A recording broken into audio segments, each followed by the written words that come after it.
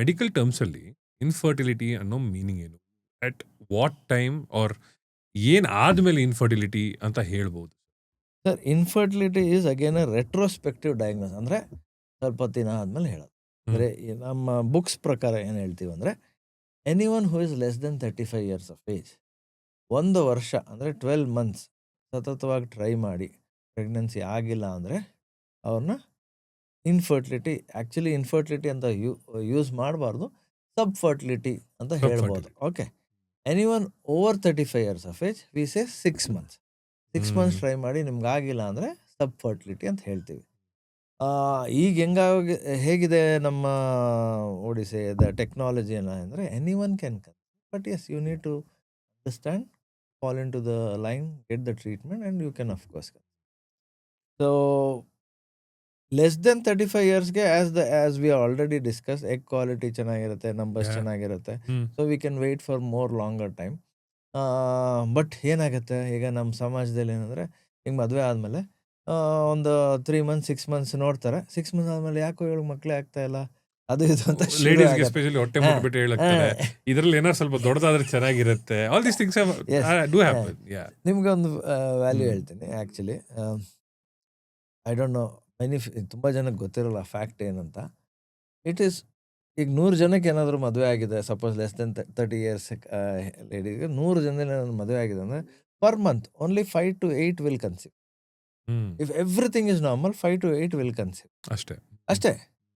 In a year it becomes, of course if it is average 7 ಅಂತ ತೊಗೊಂಡ್ರೆ, you are almost 70 to 80% will conceive hmm. ಅಲ್ವಾ? So nature is so perfectly design. You are trying to question the nature. ನನಗೆ ಯಾಕಾಗಿಲ್ಲ, ನನಗೆ ಬೇಗ ಆಗಬೇಕಿತ್ತು, ನನಗೆ ನಂದೇನು ತಪ್ಪಿದೆ, ನಂದೆಲ್ಲ ಚೆನ್ನಾಗಿದೆಯಲ್ಲ, ನಾನು ಹ್ಮ್. ಕುಡಿಯಲ್ಲ, ಸ್ಮೋಕ್ ಮಾಡಲ್ಲ, ನಾನು ಕರೆಕ್ಟಾಗಿ ತಿಂದೆ, ಆದರೂ ನನಗಾಗಿಲ್ಲ. But every cycle is a different thing. ನಿಮ್ಮ ಹೊಟ್ಟೆ ಹೊಸ್ದಾಗಿ ಬರ್ಬೋದು, sperms are different, egg quality is different. Many a times fertilize ಆಗಿ ಆ ಭ್ರೂಣ ಚೆನ್ನಾಗಿಲ್ಲ ಅಂದರೆ, hmm. Nature has taken care. It's like, okay ನೀನು ಚೆನ್ನಾಗಿಲ್ಲ, ನೀನು ಬರಬೇಡ. When God has already decided, you are trying to fight it. That's why books wise we say try 12 months. If you don't conceive, you are called a subfertility. Infertility ಅಲ್ಲ. Let's take an example. ಒಂದು 25-26-year-old has tried for 1 year. ಹ್ಮ್. ನೀವು ಬರ್ತೀರಾ, investigation ಮಾಡ್ತೀವಿ, ಎಲ್ಲ normal ಇದೆ. You want to try another 6 months, a year, you can try. What we say is, up to 1 year 70% conceive, up to 2 years 80 to 85% will conceive. So that means another 15% ಅಷ್ಟೇ. ಅದಾದ್ಮೇಲೆ ಏನು ಉಳ್ಕೊಳ್ಳುತ್ತೆ 10-15% will become some treatment has to be given.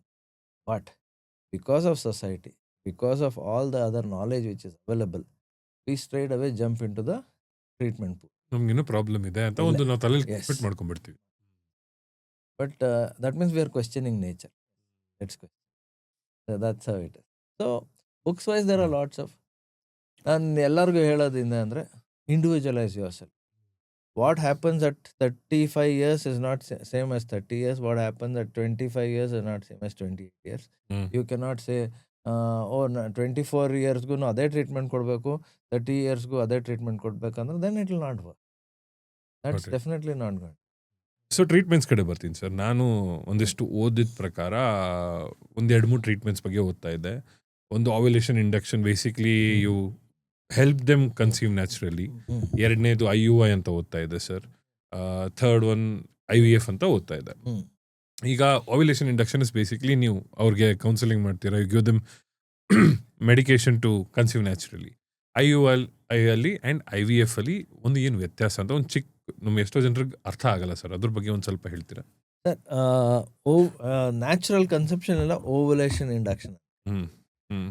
Natural conception ಅಂದರೆ, ಈಗ ನೀವು ಒಂದು ವರ್ಷ as A set try ಮಾಡಿ ನಮ್ಗೆ ಟ್ರೀಟ್ಮೆಂಟ್ ಬಂದಿದ್ದಾರೆ ಸರ್, ಆಗ್ತಾ ಇಲ್ಲ ಪ್ರೆಗ್ನೆನ್ಸಿ ಆಗ ಸ್ವಲ್ಪ ಟೆಸ್ಟ್ಗಳಿರುತ್ತೆ.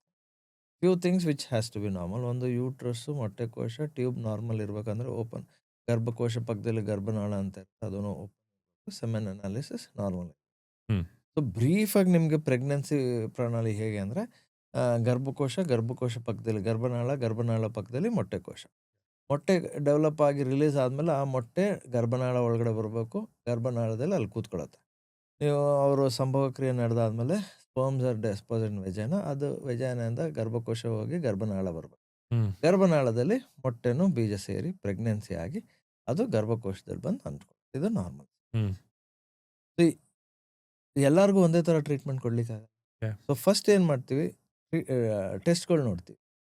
ಅವ್ರದ್ರಲ್ಲಿ ಎಲ್ಲ ನಾರ್ಮಲ್ ಬಂದರೆ ಅವ್ರನ್ನ ನಾವು ಅನ್ಎಕ್ಸ್ಪ್ಲೇನ್ ಅಂತ ಹೇಳಿ, ಅಂದರೆ ಗೊತ್ತಿಲ್ಲದೆ ಇರೋದು ಏನು ಗೊತ್ತಿಲ್ಲದೆ reason ಇರೋ ಅಂತ ಕಾರಣ, ಗೊತ್ತಾಗ್ತಾ ಇಲ್ಲ. ಅಂದರೆ ನಮಗೆ ಕಾಣದೇ ಇರೋ ರೀಸನ್. ಹ್ಮ್ ಅಂದರೆ ನಮ್ಗೆ ಈಗ ಕಾಣಿಸ್ತಾ ಇಲ್ಲ, ಇರ್ಬೋದು, ರೀಸನ್ ಇದ್ದೇ ಇರುತ್ತೆ, ಇಲ್ಲ ಅಂತಲ್ಲ. ಬಟ್ ಆ ಥರ ಸಾವಿರಾರು ಟೆಸ್ಟ್ ಮಾಡ್ಲಿಕ್ಕೆ ಆಗಲ್ಲ. Hmm. So when we cannot do and we know okay treatment is better than going for all the test, we say okay unexplained ಇದೆ, ವಿಲ್ ಗೋ ಫಾರ್ ಓವ್ಯುಲೇಷನ್. ಅದರಲ್ಲಿ ಏನು ಮಾಡ್ತೀವಿ, ಎಗ್ ಡೆವಲಪ್ ಆಗೋ ಟ್ಯಾಬ್ಲೆಟ್ಸ್ ಮೆಡಿಸಿನ್ ಕೊಟ್ಟು egg release ಆಗತ್ತಾ ಇಲ್ವ ಅಂತ scan ಮಾಡಿ ನೋಡ್ತೀವಿ. ಆ ಟೈಮಲ್ಲಿ ಕಾಂಟ್ಯಾಕ್ಟಲ್ಲಿ ಇರೋಕ್ಕೆ ಹೇಳ್ತೀವಿ. ಹ್ಮ್. ಎಗ್ ರಿಲೀಸ್ ಆದಮೇಲೆ ನಾವು ಅವ್ರಿಗೆ ಸಪೋರ್ಟ್ ಟ್ಯಾಬ್ಲೆಟ್ಸ್ ಅಂತ ಕೊಡ್ತೀವಿ. ಹ್ಮ್. ಕೆಲವ್ರಿಗೆ ಪ್ರೊಜೆಸ್ಟ್ರಾನ್ ಹಾರ್ಮೋನ್ ಡೆಫಿಷಿಯನ್ಸಿ ಇರುತ್ತೆ, ಕೆಲವ್ರಿಗೆ ರಕ್ತ ಚಲನೆ ಚೆನ್ನಾಗಿರಲ್ಲ. ಸೊ ಅಂಥವ್ರಿಗೆಲ್ಲ ಸ್ವಲ್ಪ ಟ್ಯಾಬ್ಲೆಟ್ಸ್ ಸ್ವಲ್ಪ ಚೇಂಜ್ ಮಾಡಿ ಕೊಟ್ಟು hmm. Will try. So this as I said same, it's around 5 to 8% success ಇದ್ರದ್ದು. ಓಕೆ, ಇದರಲ್ಲಿ ಆಗಿಲ್ಲ ಅಂದರೆ next level is IUI. IUI ಅಂದರೆ ಇಂಟ್ರಾ ಯೂಟ್ರೈನ್ ಇನ್ಸೆಮಿನೇಷನ್. ಇದರಲ್ಲಿ ಸೇಮ್ ಎಗ್ ಡೆವಲಪ್ ಆಗೋ ಥರ ಟ್ಯಾಬ್ಲೆಟ್ಸ್ ಮೆಡಿಸಿನ್ಸ್. ಎಗ್ ರಿಲೀಸ್ ಆಗೋ ಟೈಮಲ್ಲಿ ಅವರು ಸೆಮನ್ ಕೊಡ್ತಾರೆ. ಸೆಮನ್ನ ನಾವು ಫಿಲ್ಟರ್ ಮಾಡಿ ಅದರಲ್ಲಿ ಯಾವುದು ಒಳ್ಳೆ ಅಂಶ ಇರುತ್ತೆ ಅದನ್ನು ಆಕ್ಟಿವೇಟ್ ಮಾಡಿ ಅದನ್ನು ಗರ್ಭಕೋಶ ಒಳಗಡೆ ಕೃತ್ರಿಮವಾಗಿ ಇಂಜೆಕ್ಟ್ ಮಾಡ್ತೀವಿ, ಡೈರೆಕ್ಟ್ ಆಗಿ ಯೂಟ್ರಸ್ ಯೂಟ್ರಸ್ ಒಳಗಡೆ. ಸೊ ಇಲ್ಲಿ ಸರ್ವಿಕ್ಸ್ ನಾರ್ಮಲ್ ಪ್ರೊಸೆಸ್ ಅಲ್ಲಿ ಸರ್ವಿಕ್ಸ್ ಮುಖಾಂತರ ಕರೆಕ್ಟ್, ಹೋಗುತ್ತೆ. ಅದನ್ನು ಡೈರೆಕ್ಟಾಗಿ ಯೂಟ್ರಸ್ ಒಳಗಡೆ ಇಡ್ತೀವಿ. ಹ್ಮ್. ಆಸ್ ದ ಸ್ಪರ್ಮ್ಸ್ನ ಆಕ್ಟಿವೇಟ್ ಮಾಡಿರ್ತೀವಿ, ಮತ್ತು sperm is closer to the egg. So fertilisation ಆಗೋ ಚಾನ್ಸಸ್, ಪ್ರೆಗ್ನೆನ್ಸಿ ಆಗೋ ಚಾನ್ಸಸ್. ಜಾಸ್ತಿ. In our study, what we have seen is almost success around 15 to 20% ವರೆಗೂ ಸಕ್ಸಸ್ ಸಿಕ್ಕೋ ಚಾನ್ಸ್ ಇರುತ್ತೆ. ಇದನ್ನು ನಾವು ಎಷ್ಟು ಸತಿ ಟ್ರೈ ಮಾಡ್ಬೋದು ಅಂತ ಹೇಳಿದ್ರೆ, ಏಜ್ ಪ್ರಕಾರ, ಅಗೇನ್ ರೀಸನ್ ಪ್ರಕಾರ we divided and decide. Suppose you are at more than 30 years of age, we say 3 to 4 cycle. Less than 30 years of age, we say 5 to 6 cycles you can try. ಕೆಲವ್ರಿಗೆ ಸಂಭೋಗ ಕ್ರಿಯೆನೇ ನಡೆದಿರಲ್ಲ, ಅಂದರೆ sexual dysfunction ಇರುತ್ತೆ, ಅಂಥವ್ರಿಗೆ you can go for 6 to 8 cycle also. So case to case basis depend ಆಗುತ್ತೆ. IUI ಯಲ್ಲೂ ನಡೆದಿಲ್ಲ ಅಂದರೆ IVF ಅಲ್ಲಿ ಈ ಹೋಲ್ ನ್ಯಾಚುರಲ್ ಪ್ರೋಸೆಸ್ ಏನಿದೆ ಅದನ್ನೆಲ್ಲ ಬೈಪಾಸ್ ಮಾಡ್ತೀವಿ. ಅಂದರೆ ಎಗ್ ಡೆವಲಪ್ ಮಾಡಿ ಅದನ್ನು ಆಚೆ ತೆಗೆದು ಅದನ್ನು ಲ್ಯಾಬಲ್ಲಿ ಸ್ಪರ್ಮ್ಸ್ ಜೊತೆ ಫರ್ಟಿಲೈಸ್ ಮಾಡಿ, ಆ ಫರ್ಟಿಲೈಸ್ ಆಗಿರೋ ಭ್ರೂಣನ 3 ರಿಂದ 5 ದಿನ ಲ್ಯಾಬಲ್ಲಿ ಬೆಳೆಸಿ ಆ ಭ್ರೂಣನ ಗರ್ಭಕೋಶ ಒಳಗಡೆ ಇಡೋದು. This is IVF. Success is age dependent.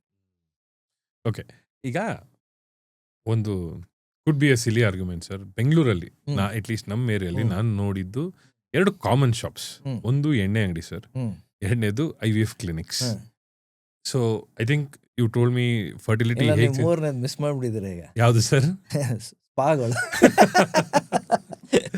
But ಇವಾಗ ಎಷ್ಟೋ ಜನರಿಗೆ ಸರ್ ಈ IVF ಅಂತ ಬಂದಾಗ ನಾನು ತುಂಬ ನನ್ನ ಸರ್ಕಲ್ ಕೇಳ್ತೀನಿ, ಡಾಕ್ಟರ್ಸ್ ನಮಗೆ ಫಸ್ಟ್ ಪ್ರಿಫರೆನ್ಸ್ ಅವ್ರ ಫಸ್ಟ್ ನಾಟ್ ಪ್ರಿಫರೆನ್ಸ್ ರಾದ ಬಟ್ ಫಸ್ಟ್ ಟ್ರೀಟ್ಮೆಂಟ್ ಹೇಳಿದ್ದು ನಿಮ್ಗೆ ಆಗ್ತಾ ಇಲ್ಲಲ್ಲ IVF ಮಾಡಿ ಅಂತ ಹೇಳ್ಬಿಡ್ತಾರೆ ಡೈರೆಕ್ಟಾಗಿ. And IVF is not a easy process, ನಾನು ಓದಷ್ಟು ಕೇಳ್ದಂಗೆ. ರೈಟ್, ನೀವು ನೋಡ್ದಂಗೆ ಸರ್ ಎಷ್ಟು ಜನರಿಗೆ ಆ ಥರ ಆಗುತ್ತೆ ನಿಮ್ಮ ಹತ್ರ ಬರೋ ಪೇಷಂಟ್ಸ್? ಸರ್ ನೀವು ಕೇಳ್ಬೇಕಂದ್ರೆ ಐ ಹ್ಯಾವ್ ನಮ್ದು ಈಗ 3 ಸೆಂಟ್ರ್ ಇದೆ IVFs ಅಂದರೆ. ಸೊ ಈಗ ಹೇಗೆ ಅಂದರೆ I never give first as an IVF choice if everything is fine. I told you 3 ಥರ ಇದೆ. Unexplained, then there are sometimes definite reason. What are the definite reason where you have to go for IVF? First ಅದು ಹೇಳ್ಬಿಡೋಣ, then we will go for other things. Tube permanent ಆಗಿ block ಆಗಿದೆ, fallopian tube ಅಂದರೆ ಗರ್ಭಕೋಶ ಪಕ್ಕದಲ್ಲಿ ಗರ್ಭನಾಳ ಏನಿರುತ್ತೆ ಅದಕ್ಕೆ permanently blocked. Why I am using this permanently blocked ಅಂದರೆ, ಕೆಲವರು ಈ ಎಕ್ಸ್ರೇ ಟೆಸ್ಟ್ ಮಾಡಿಸ್ಕೊಂಡು ಇಲ್ಲ ಫ್ಲೂಯಿಡ್ ಟೆಸ್ಟ್ ಮಾಡಿಸ್ಕೊಂಡು ಟ್ಯೂಬ್ ಬ್ಲಾಕ್ ಇದೆ ಅಂತ ಬರ್ತಾರೆ, ಅದು ಬ್ಲಾಕ್ ಅಲ್ಲ. ಓಕೆ, ಅಪ್ರೋಸ್ಕೋಪಿಕ್ ಮೂಲಕ ನೀವು ಟೆಸ್ಟ್ ಮಾಡಿ ಅದು ಪರ್ಮನೆಂಟ್ಲಿ ಬ್ಲಾಕ್ ಅಂತ ಕನ್ಫರ್ಮ್ ಮಾಡಿದಾಗ ಮಾತ್ರ ಅದನ್ನ ಪರ್ಮನೆಂಟ್ಲಿ ಬ್ಲಾಕ್. ಅಂದರೆ ಸರ್ಜರಿ ಥರ ನೀವು ಓಪನ್ ಮಾಡಿಬಿಟ್ಟು ನೋಡೋದು. ಎಸ್, ಈ ಹೋಲ್ ಸರ್ಜರಿ ಇಲ್ಲ ನಾವು ಮಿನಿಮಲ್ ಇನ್ವೆಸಿವ್ ಸರ್ಜರಿ ಅಂತ ಹೇಳ್ತೀವಿ, ಅದನ್ನು ಮಾಡಿಬಿಟ್ಟು ಅಂಡರ್ ಅನಸ್ತೀಸಿಯಾ ನಾವು ಚೆಕ್ ಮಾಡಿದಾಗ ಅದು ಬ್ಲಾಕ್ ಇದೆ ಅಂತ ಬಂದಾಗ ಕೆಲವು time will try to open it. Open ಆಯಿತು ಅಂದರೆ it will function normally. If it doesn't open that means it's permanently block. Permanently block ಆಗಿದ್ರೆ ಎಸ್ ಆಗಲ್ಲ. ನೆಕ್ಸ್ಟ್, ನಿಮ್ಮದು ಸ್ಪರ್ಮ್ ಇಲ್ಲವೇ ಇಲ್ಲ. ಝೀರೋ ಕೌಂಟ್ ಬಂದಾಗ. ಇಲ್ಲ where you are not able to do sexual intercourse at all. You are not able to give a semen sample at all. ಇಂಥ ಇವೆರಡು condition is the definite IVF. You come ಬೇರೆ ಏನು nothing, ಥಿಂಕೇ you ಮಾಡೋದಿಲ್ಲ. Straight away go for IVF. ಬೇರೆ ಕಂಡೀಷನ್ಸ್ಗಳು ಬರ್ತವೆ. ಏನಂದರೆ ಇತ್ತೀಚೆಗೆ common ಆಗಿ ನಾನು ನಿಮ್ಗೆ ಹೇಳಿದೆ, ಎಗ್ ಕೌಂಟ್ಸ್ ಕಮ್ಮಿ ಆಗ್ತಾ ಇದೆ. ಈಗ ಅದನ್ನು ನಾವು ಒಂದು ಟೆಸ್ಟ್ ಮಾಡ್ತೀವಿ, AMH ಅಂತ ಟೆಸ್ಟ್ ಹೇಳ್ತಾರೆ. ಅದನ್ನು ಮಾಡಿ ಓಕೆ AMH ಕಮ್ಮಿ ಇದೆ, ನೀವು IVFಗೆ ಹೋಗಿ. ಸರ್ ಈಗ ಹೇಗೆ ಅಂತ ಹೇಳ್ಬೇಕಂದ್ರೆ, how do I give this ಅಂದರೆ, AMH ಇಸ್ ಎಗ್ ಕಮ್ಮಿ ಇರೋದು ಇನ್ಫರ್ಟಿಲಿಟಿ ರೀಸನ್ ಅಲ್ಲ, ನಿಮ್ಮ ಹತ್ರ ರಿಸರ್ವ್ ಕಮ್ಮಿ ಇದೆ ಅಂತ. Okay, how do I put it? ಈಗ ನಿಮಗೆ ಓಕೆ ಗಾಡಿ ಒಂದು ಬೈಕ್ ಇದೆ, ಪೆಟ್ರೋಲ್ ಇದೆ. ಓಕೆ, ಈಗ ನಿಮ್ಗೆ ಏನು ಹೇಳ್ತಾ ಇದ್ದಾರೆ ಅಂದರೆ, ನೀವು ಇಲ್ಲಿಂದ A ಪಾಯಿಂಟ್ಗೆ ಹೋಗ್ಬೇಕು, ಪೆಟ್ರೋಲ್ ಇಷ್ಟೇ ಇರೋದು. So that means reserve is ಕಮ್ಮಿ. ಸೊ ನೀವು ಅದನ್ನು ಕರೆಕ್ಟಾಗಿ ಯೂಸ್ ಮಾಡ್ಕೋಬೇಕು ಆ ಡಿಸ್ಟೆನ್ಸ್ ಹೋಗೋವರೆಗೂ. ನಿಮ್ಮ ಗಾಡೀಲೇನು ಪ್ರಾಬ್ಲಮ್ ಇಲ್ಲ. ಗಾಡೀಲಿ ಪ್ರಾಬ್ಲಮ್ ಇದ್ದರೆ ಪೆಟ್ರೋಲ್ ಬೇಗ ಕುಡಿಯುತ್ತೆ, ಅಫ್ಕೋರ್ಸ್ ನಿಮ್ಮ ಗಾಡಿ ಓಡಲ್ಲ. ಸೊ ಪೆಟ್ರೋಲ್ ಇಲ್ಲದೆ ಇರೋದು is not a reason for your ಗಾಡಿ not working sir. Correct. That's why low AMH is not a reason for infertility. Many a times you have seen that low AMH ಬಂದಿದ ತಕ್ಷಣ IVF. My advice for them is, yes, ನಿಮ್ಮ ಹತ್ರ reserve ಕಮ್ಮಿ ಇದೆ. ಈಗ suppose ಈಗ ಯುಕ್ರೈನಲ್ಲಿ war ನಡೀತಾ ಇದೆ ಅನ್ಕೊಳ್ಳಿ, ಇಲ್ಲ ಎಲ್ಲೇ ವಾರ್ ನಡೀತಾ ಇದೆ, ಎಲ್ಲ ಬಾಂಬ್ ಒಂದೇ ಸತಿ ಹೊಡೆದ್ಬಿಡ್ತೀರಾ? ಇಲ್ಲಲ್ಲ, right, you will use it. So that means to say, ನಿಮ್ಮ ಹತ್ರ ಎಗ್ ನಂಬರ್ಸ್ ಕಮ್ಮಿ ಇದ್ದಾಗ you need to get the things done faster so that you conceive faster.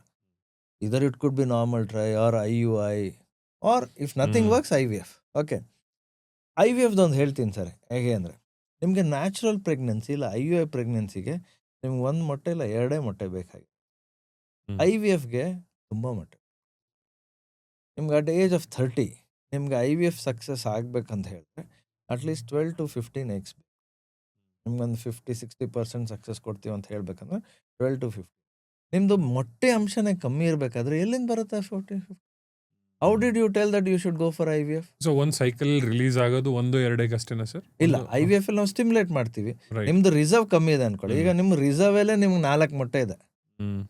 ಈಗ 4 ಮೊಟ್ಟೆ ಇಟ್ಕೊಂಡು ನೀವು IVF ಸಕ್ಸಸ್ ಕೊಡ್ತೀನಿ ಅಂದ್ರೆ ಹೇಗೆ ಕೊಡ್ತೀರ? Right. Have you discuss that? No one discuss that. ಇಲ್ಲ, ನೀನು IVFಗೆ ಹೋಗು ಅಂತ.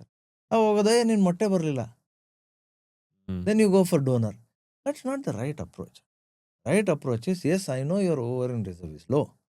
ನಿಮಗೆ ಫಸ್ಟು ಇದು ಮಾಡ್ಕೊಳ್ಳಿ, ನಾರ್ಮಲ್ ಮಾಡ್ಕೊಳ್ಳಿ, ಇಲ್ಲ IUI ಮಾಡ್ಕೊಳ್ಳಿ. ಇಲ್ಲ ಆ ಮಧ್ಯದಲ್ಲಿ ಏನಾಗಿರುತ್ತೆ, ಅವರು ಆ ಸ್ಟ್ರೆಸ್ಸಲ್ಲಿ, ಆ ಡಯಟು, ಲೈಫ್ ಸ್ಟೈಲ್ ಎಲ್ಲ ಹಾಳಾಗಿರುತ್ತೆ. Correct that. At least quality improve ಆಗುತ್ತೆ. ಎಗ್ ಕ್ವಾಲಿಟಿ ಇಂಪ್ರೂವ್ ಆದಾಗ even IVF will give you good result. ನೀವು ಏನೂ ಕೊಟ್ಟಿಲ್ಲ, ನೋಡಿದ ತಕ್ಷಣ ಓಕೆ ಚಲೋ ಡೂ IVF.